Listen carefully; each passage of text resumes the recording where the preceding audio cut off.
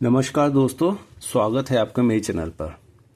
आज की इस वीडियो में हम बात करेंगे फिटमेंट फैक्टर पर। 8th पे कमीशन की घोषणा हो चुकी है। सब जगह यही बात चल रही है कि कितनी तनख्वाह मिलेगी, कैसे उसको सेट करें, देखें कि कितनी तनख्वाह बढ़ेगी।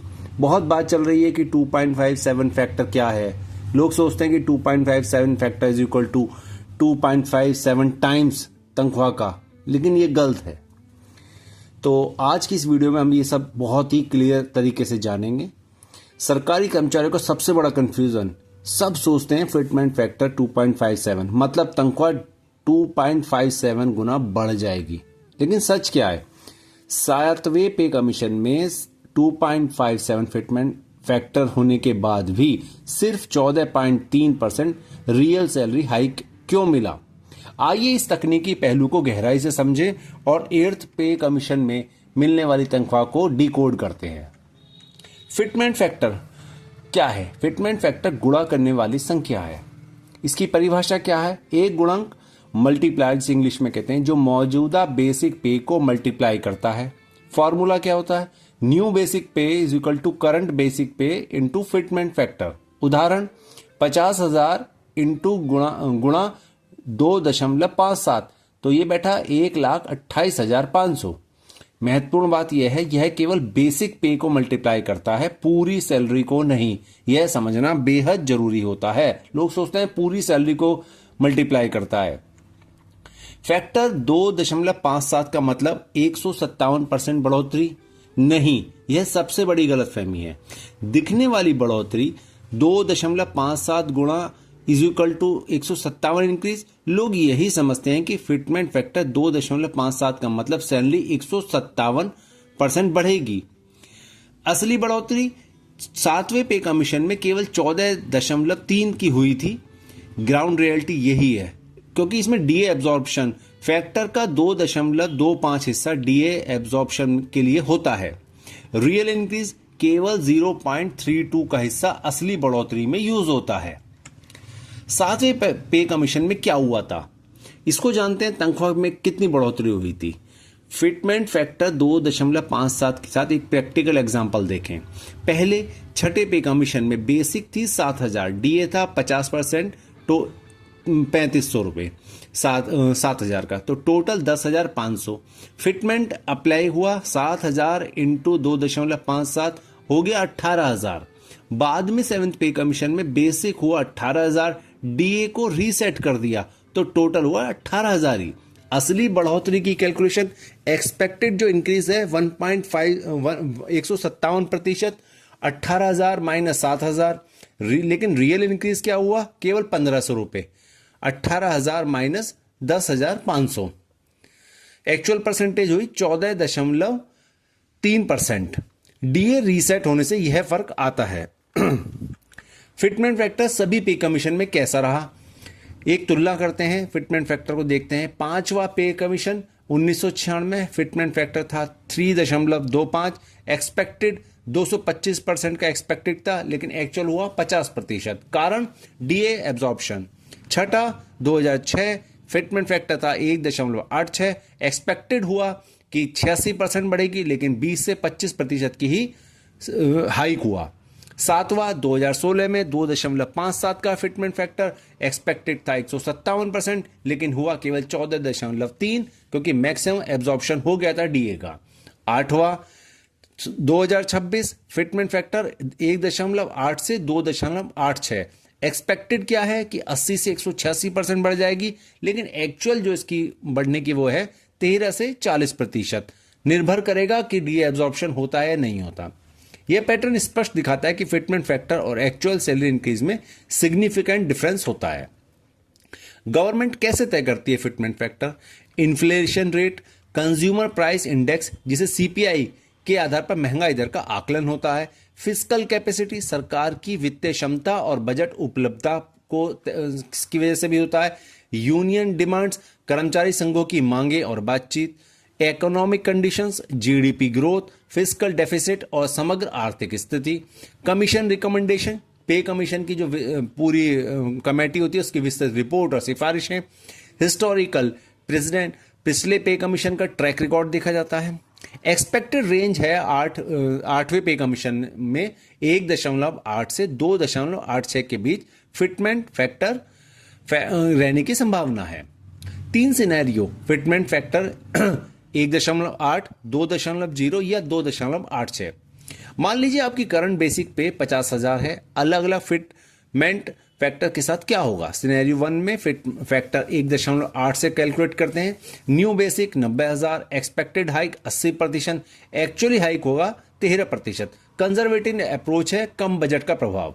सिनेरियो 2 में factor 2.0, new basic 1 lakh, expected hike 100%, actual hike 20%, moderate approach के साथ। Scenario 3 factor 2.86, new basic 1,43,000, expected hike 186%, actual hike हुआ 30 से 40%। एग्रेसिव अप्रोच है, अधिकतम बढ़ोतरी यही है, हो सकती है। ध्यान दें कि हर सिनेरियो में एक्सपेक्टेड और एक्चुअल हाइक में बड़ा अंतर है। यह डीए एब्जॉर्प्शन के कारण होता है। DA reset is equal to salary बढ़ोतरी की चाल। यह समझना बेहद जरूरी है कि डीए रीसेट कैसे काम करता है। इसको समझते हैं। करंट सिचुएशन बेसिक है मान लो 50,000, डीए 55%, 27,500, तो टोटल तनख्वाह हुई 77,500। अब 8th पे कमीशन इंप्लीमेंटेशन होता है। बेसिक 1 लाख, डीए रीसेट हो गया 0, टोटल हो गई हमारी 1 लाख। तो रियल इंक्रीज डिफरेंस हो गया 22,500, percentage 28%, not 100 as expected. Next से 2 साल में DA will rebuild gradually to 50% plus full benefit मिलेगा। डीए रीसेट होने से शुरुआत में कम लगता है, लेकिन समय के साथ डीए फिर से बढ़ता है और असली फायदा मिलता है। सिर्फ बेसिक नहीं, एचआरए, टीए और टीए भी मल्टीप्लाई होंगे। फिटमेंट फैक्टर का प्रभाव सभी अलाउंसेस पर पड़ता है। कंपोनेंट्स और इम्पैक्ट बेसिक पे डायरेक्ट मल्टीप्लाई होगा फिटमेंट फैक्टर से। एचआरए नई बेसिक में परसेंटेज कैलकुलेट होगा 24%, 16%, 8%। डीए 0% से फिर शुरू होगा, फिर हर 6 महीने में बढ़ेगा। टीए ट्रेवल नई पे मैट्रिक्स के अनुसार रिवाइज होगा। अदर अलाउंसेस सभी नए बेसिक के हिसाब से एडजस्ट होंगे। 100% बेसिक में वृद्धि फिटमेंट के अनुसार हो सकती है। 50% प्लस एचआरए में वृद्धि हायर बेस से। 0% इनिशियल डीए रीसेट होगा, ये तो पक्का है। ओवरऑल इन हैंड सैलरी में शुरुआत में मॉडरेट इंक्रीज दिखेगा, लेकिन जैसे जैसे डीए बढ़ेगा टोटल बेनिफिट मिलना शुरू हो जाएगा। फिटमेंट फैक्टर को के लिए हम लास्ट वो पढ़ते हैं। Fitment 2.57 is equal to 257% salary increase. ये गलत है, ये सबसे बड़ी गलतफहमी है। फिटमेंट फैक्टर को पूर्ण वृद्धि प्रतिशत न समझे। एक्सपेक्ट जो है वो 13 से 40 रियल हाइक हो सकता है। फिटमेंट फैक्टर के आधार पर एक्चुअल सैलरी इंक्रीज जो होगी वो 13 से 40% के बीच होगी, 80 से 186% नहीं। डीए एब्जॉर्प्शन है असली बात। फिटमेंट का बड़ा हिस्सा डीए एब्जॉर्प्शन में जाता है, न कि प्योर इंक्रीमेंट में। एचआरए और अलाउंसेस भी बढ़ेंगे। नई बेसिक पे के आधार पर सभी अलाउंसेस ऑटोमेटिकली रिवाइज हो जाएंगे। अगला कदम क्या चेक कर सकते हैं? आप अपनी करंट सैलरी कैलकुलेट करें, डीए कंपोनेंट समझें और 8th पे कमीशन की अनाउंसमेंट को ध्यान से फॉलो करें। रियलिस्टिक एक्सपेक्टेशंस रखें। अब आपकी बारी है, आपने वीडियो देख ली है, सच जानो कमेंट करो। अब आपको असली फर्क समझ में आ गया होगा। फिटमेंट फैक्टर और वास्तविक सैलरी हाइक के बीच का अंतर अब क्लियर है। अगर आपके पास कोई सवाल या अपनी सैलरी का रियल हाइक जानना है तो अपने डिटेल्स नीचे कमेंट में जरूर शेयर करें। आपका सवाल, हमारा जवाब अपनी पे लेवल, बेसिक पे और डाउट्स कमेंट में लिखें, हम आपके लिए कैलकुलेशन करेंगे। वीडियो अच्छी लगी तो लाइक करें, चैनल को सब्सक्राइब करें और शेयर करें। तो मिलते हैं आपसे अगली वीडियो में, तब तक के लिए जय हिंद, जय भारत, जय संविधान।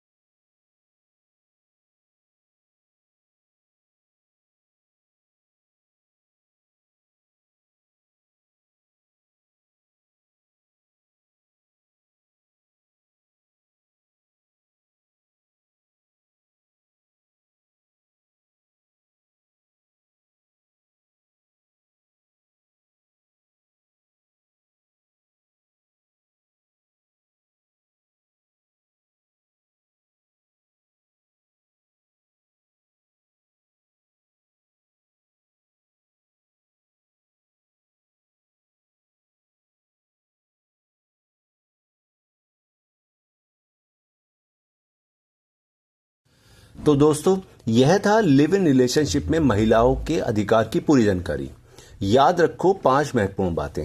लिव इन बिल्कुल लीगल है, कॉन्स्टिट्यूशन के आर्टिकल 21 से प्रोटेक्टेड है, डोमेस्टिक वायलेंस से पूरी सुरक्षा है, PWDVA 2005 के तहत मेंटेनेंस का अधिकार है, 150% तक पैसे की डिमांड कर सकती हो, प्रॉपर्टी में शेयर है तुम्हारे कंट्रीब्यूशन के लिए, चिल्ड्रन को लेजिटिमेट स्टेटस है, सबधिकार, मोस्ट इंपॉर्टेंट लिखित एग्रीमेंट बना लो, डॉक्यूमेंटेशन रखो। अगर ये वीडियो पसंद आई हो तो लाइक करो, कमेंट करो, शेयर करो, गर्ल्स को टैग करो, सब्सक्राइब करो मेरे चैनल को, बेल आइकन दबाओ ताकि आपको नई नई वीडियो की जानकारी पहली नोटिफिकेशन पहले ही मिलती रहे। तो मिलते हैं अगली वीडियो में, तब तक के लिए जय हिंद, जय भारत, जय संविधान।